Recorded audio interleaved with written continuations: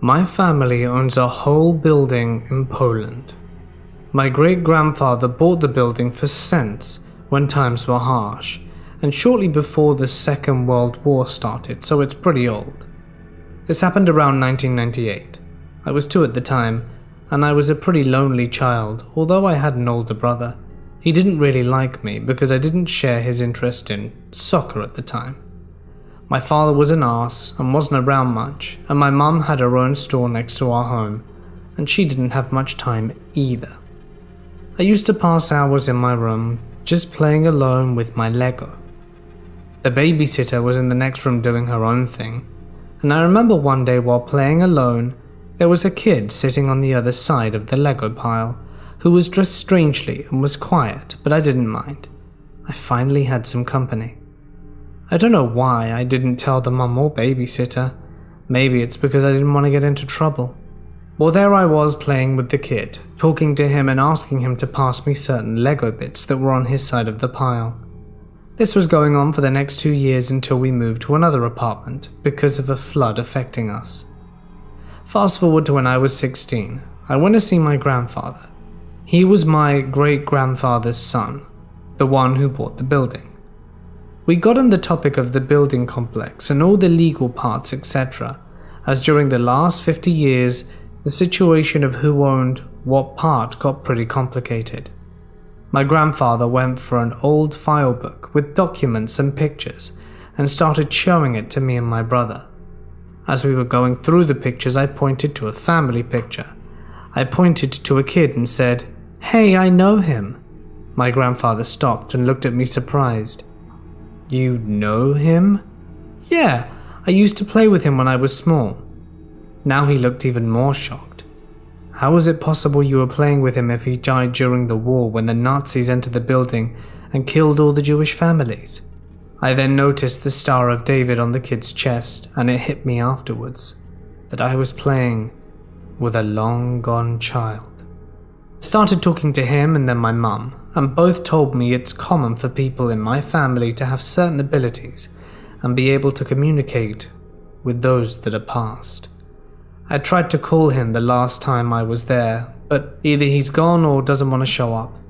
I'm thinking about buying a set of Legos and starting to play next time I'm there, just to see if I can see him one last time. Right before I was born, my parents bought and moved into a house of an older couple that had just passed away.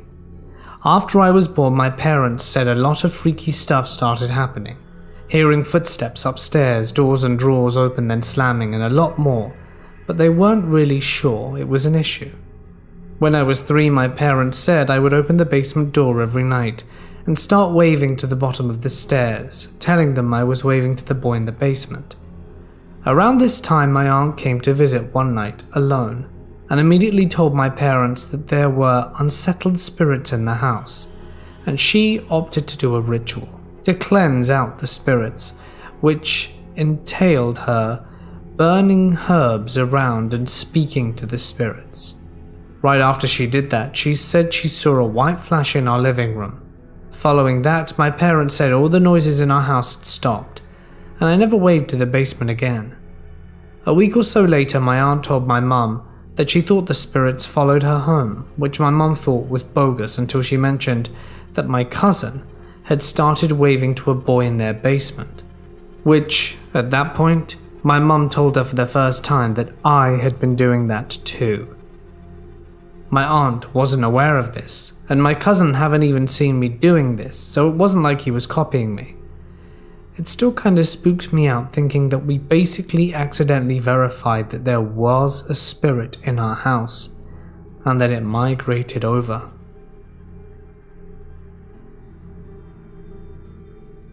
Bear in mind this isn't a first-hand experience, as it was told to me by my mum. My mum had me at 19. She was a single mum with a rough upbringing, and as such, I didn't spend a lot of time with anyone. I was often home alone as she was working. Her parents had decided to disown her when they found out she was pregnant. Charming. I still don't know my grandparents. One day, I'm just in the apartment. I'm about 3 and playing, and my mum said she wouldn't be gone long. She was nipping to the supermarket for some bits. I'm playing with my toys when I hear something and turn around. There I see a woman in a green dress wearing funny-shaped earrings. I give her a puzzled look, but ignore it as I'm used to adults being around the house. She comes down and sits and starts playing with me without saying a word. We were putting together some toys in a formation, soldiers or something like that. And then out of nowhere she's gone. When my mum gets home, I ask her who the lady in the green dress was because I really liked it. She said she didn't know and asked if I'd turned on the TV, to which I say no. Well, a few weeks later, after not bringing it up again, I see the green lady, but this time my mom is working in the kitchen. I tell my mom that I see the green lady and want her to tell me who she is, but my mom walks in and sees no one. At this point, the green lady has all but vanished, and I'm left confused, wondering why my mum can't see someone who is so very tangible to me. The third and final time I saw her was at night. I remember this was the only time I heard her. I was tossing and turning in my bed. I wasn't a good sleeper and was finding it very hard to fall asleep when I hear someone whisper, "Good night," into my ear. I turn around, but there's no one there, and I scream. I'm convinced it was the green lady, but I'll never know. I tell my mum, and shortly after that we leave the apartment, and I never saw anything again, at least according to my mum. I know the paranormal stuff freaks her out, so she might have only chosen to tell me this and not anything that happened after, but I will never know. In any case, she was really scared, my mum, just telling me these stories. Hey guys, it's Mort here and thank you so much for listening. I do hope that you've enjoyed tonight's video. Like I said at the start, it would mean a lot if you would check out my brother's channel. He does historical stuff, historical figures, and it's going to be quite an interesting channel.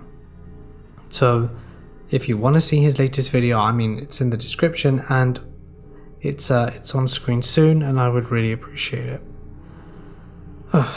Thanks guys, really. Sorry for being late as well.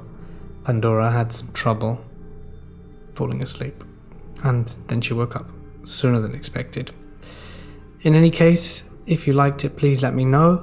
And thank you to all the wonderful patrons who really helped support the channel, and all the members who have recently joined.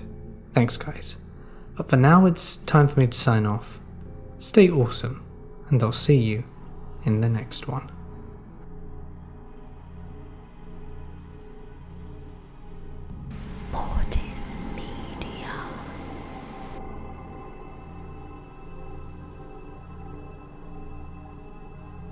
Good evening all, and welcome. Tonight we have a very special video, a compilation of 50 true camping horror stories for your listening pleasure. So sit back, relax, get your tent ready, and let the darkness take control.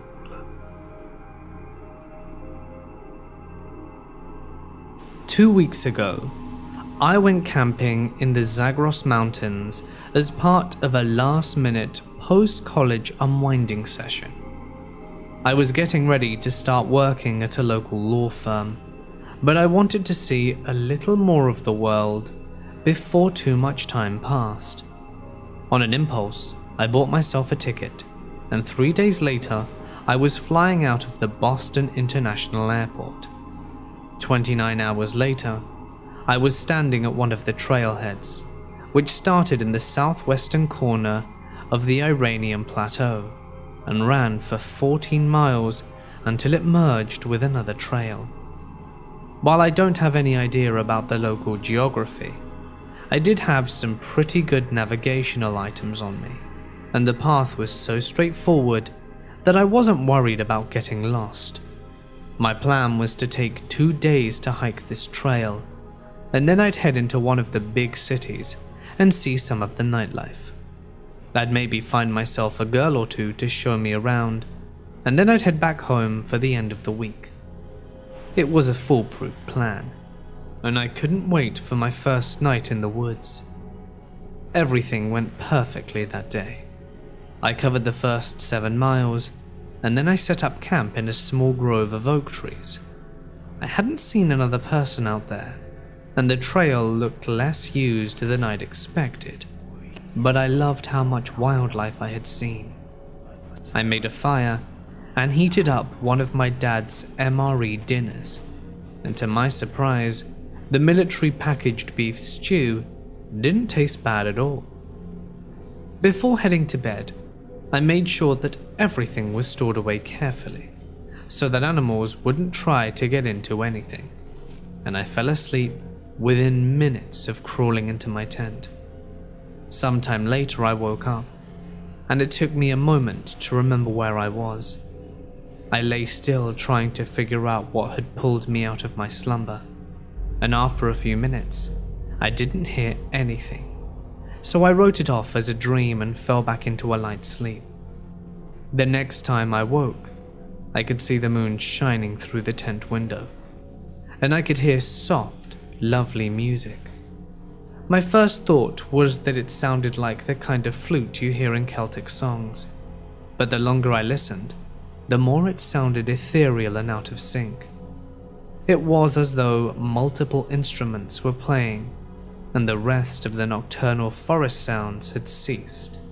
I untangled myself from my sleeping bag, and I carefully unzipped my tent so that it didn't make any abrupt noise.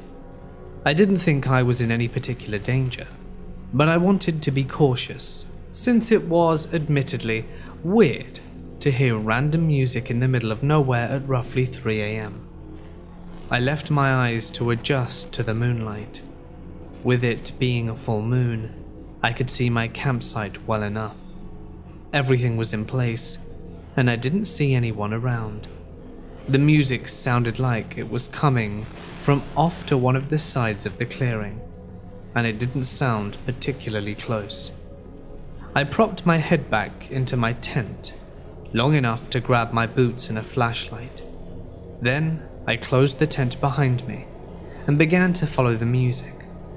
I was intensely curious, and I figured that if I maintained a good distance from the sound, no one would ever know I was there. I crept along the edge of the clearing, trying to keep to the shadows while making my footfalls light. I followed the haunting music into the darkness, my senses on overdrive as I tried to track it. I wasn't the best woodsman, but I liked to think that I could handle this. After about 10 minutes, I came to a halt, my chest squeezing in a moment of blinding panic. Whomever was playing the music was probably perfectly friendly, but in the off chance that they realized I was defenseless, surely I could always punch them. But that wasn't going to do me much good if they had a weapon, or they could take a hit. I began checking the ground near me, and I soon found a sturdy, thick branch that seemed like it could do some damage if necessary. I tucked it under my arms, cradling it to me as I advanced. It took me another 5 minutes, but I soon found the source of the music. As I got closer, I shut my flashlight off, and I waited to see who was there. It took my brain a moment to process what I was seeing. I had expected a... I hope you've had...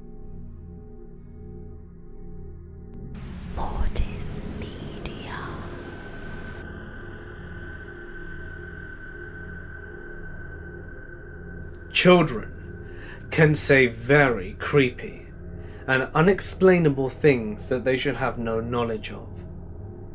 Do they see ghosts and talk to them?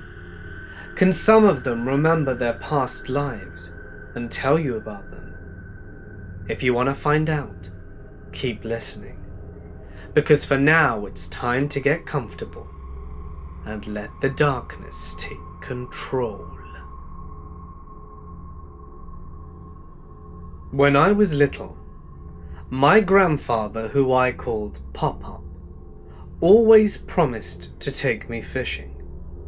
Things always came up, or I wasn't in town to go when he wanted to go. He died when I was 7, and I never got a chance to go fishing. I had never gone fishing, and have not since he died. Fast forward 20 years. My wife and I have a 3-year-old daughter. I have never spoken to her about my Pop-Up, and I've never even talked about him in front of her. I haven't brought him up to anyone since before my daughter was born. One day, I'm off with my daughter, and she's in her room. Suddenly, she comes running into the living room where I'm sitting and says the following: "Daddy, we have to go fishing." We don't live near a lake or anything, so it's kind of weird for her to say in the first place. "Oh, why do we have to go fishing, sweetie?" "Because Pop-Up says you have to take me." "Wait, what? Who told you?" "Pop-Up. He says you need to take me to go fishing." I'm not really a believer in the afterlife or anything, but I damn sure took her on that fishing trip. She has not mentioned Pop-Up since then, and it's almost been a year since it happened. My mum tells this story occasionally. She was driving on the highway, in her 20s, during a snowstorm, and hit some black ice. She spun out, wound up facing the wrong way. While she was spinning, she says she saw her great relative, her great aunt or grandmother, I can't remember which, and that person had died before she was born. She'd never met them, but recognized them from pictures. When I was a child, I would often wake up in the middle of the night to use the bathroom. I was just down the hall, but I was scared shitless of making the walk, and even more terrified of flushing the toilet because it sounded deafening in the silence of the night. A few particular scary times, I swear that my grandpa or nana, on different sides of the family, waited for me to comfort me. This was after they passed away. I am 20 now, and would have been aged 5 or 6 when it happened, but I still remember it. My dad builds houses, and when they're done, he has them staged for when they go on the market. As a kid, he'd pay me to run around the house with painter's tape to mark out dings and scrapes that had to be patched. Every single house he did, I swore I could see my grandfather just chilling in a chair, usually in the sitting/family room. It was usually a double take moment when he disappeared, and when I looked directly at the chair, he'd be gone, but I could always recognize him. A few years later, I was out drinking with my dad, and I mentioned how I used to see his father's ghost in all the houses that he built, and my dad got serious and told me he used to see the same thing. I was with my sister, her husband, and their 2-year-old daughter. We were talking about loved ones that had recently passed, as my father had died sometime recently. My brother-in-law went and grabbed a picture of his mother, who had died in a car crash when he was 6, to show me. When my niece saw the picture, she started laughing. We asked her what was so funny, and she looked at us and said, "That's my special friend who sings to me." I just shiver a bit, thinking about it. My dad is the owner and runs a hostel in Buenos Aires. We have plenty of people from all over the world, but especially from South America. More often than not, there are no kids around, but every once in a while we will receive families. So there's this family in the hostel. One little boy and his parents. The little boy is the only kid in the entire place. It's a chilly winter night, and he appears in the common room, asking who is the little girl with the yellow raincoat in the bathroom. Once again, he is the only underage person in the entire place. So we go and check it out, and of course, there's no girl to be found. We found it a bit freaky. We hoped someone hadn't got lost or wandered in. The spooky moment, though, came 6 months later. That incident had all been but forgotten in my mind, and there are no kids in the entire hostel, when a 40-something-year-old lady from Spain comes up and asks us, whose child is the little girl with the yellow raincoat in the bathroom? So at this moment it clicks, and we get severely creeped out.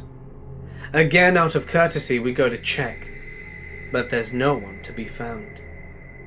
I found out later that this place used to be a nursing home and a mental asylum before that. And just so that you're aware, the door for that particular bathroom constantly closes by itself. Before, I just thought it was the wind. Now, I have a different hypothesis. This is a combo between my nephew and my son. When my nephew was 3 years old, he was sitting by my mum's back door looking outside. When she asked what he was doing, he said, "Playing with the little boy out there." And there was no little boy. Many years later, when my own son was 3 years old, he was in the same back room and asked if he could go play with the little boy outside. There was still no little boy. What makes it creepy is that my grandmother, their great-grandmother, lost a little boy when he was 3 years old to pneumonia. My mum still lives in the same house. I lived alone in a cool but kind of creepy old house with my son, who must have been close to 3 when this happened. I woke up one night because I heard him talking forcefully at something in his room, not quite yelling, but at a level above normal conversation.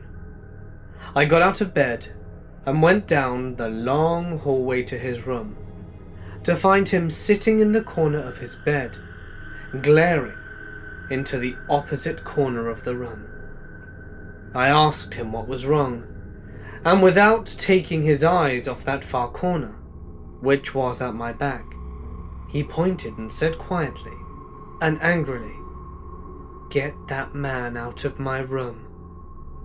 Every hair on the back of my body stood up, and I reached over to flip on the light, and there was no one there, of course. He said the man came into his room a lot, and he hated him. The voice was absolutely full of anger when he spoke about this man. Then he told me that there was a big brown rabbit with long fingers that came and looked in his window every night, as his bed was directly underneath the window. And he didn't like him, but he couldn't come in, and that was okay. He also claimed the house itself was a lady, and that it sang to him, which is a whole nother story. I took him back to my room from the rest of the night, but the next day, it was like it never happened, and he resumed sleeping in his other room. When we moved into my previous house, my daughter ran up to me crying and was incredibly scared. She looked at me and said, "Mama, I don't want to go in there. It's really dark and scary." "What are you talking about? It's okay. All of the lights are on." No, Mama. It's dark in there. I'm scared. They said they were going to take me. What are you talking about, I ask. Who's gonna take you? The monster said they're going to take me and pull me into the wall. They said I had to stay there forever. It's dark and I'm scared. She then pointed to a black